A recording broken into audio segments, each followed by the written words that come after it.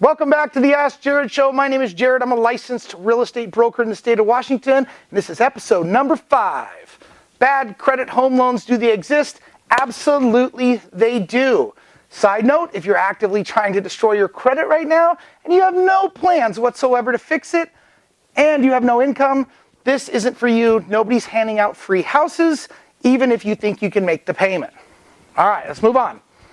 Who is this for? Well, there's a lot of scenarios. A lot of scenarios that would put you in a position where you would need a non-QM or non-qualifying mortgage, and that is something that you can go over with your real estate broker and your bank. But our scenario is maybe one day out of bankruptcy, divorce, lost your job for a little while, never really caught up, but now you are caught up, and your score is just not great, but you have good, solid income, and 10% down is the key. So one of the big hurdles that I find when I talk to people about this is that all these knuckleheads from the back are telling you, this interest rate's out of control. Wow, I would never do a loan where I had to pay 8% interest or 7% interest, blah, blah, blah, blah, blah. Let me run this scenario by you. You want a traditional mortgage, and the bank says you have to wait 3 years for your bankruptcy to be clear, okay? So you move into your rental house, and you pay $2,000 a month for 3 years. Beep, boop, beep, beep, beep. 72 grand is what you're going to pay for rent, and you'll never get a dollar of it back, and you'll never get any tax break for that at the end of the year. So 72 grand out the window. Let's do scenario 2. Non-QM mortgage, 9% interest, 10% down. $72,000 goes towards your investment. Yes, a portion of it goes towards interest, but a big portion goes towards your investment. That's the key here. You pay rent, pay your own mortgage, no matter what the cost is. There's been times since the 80s and 70s and 80s where interest rates were over 12%, and that was just normal. Everybody paid it. You didn't get a low interest rate because you were special.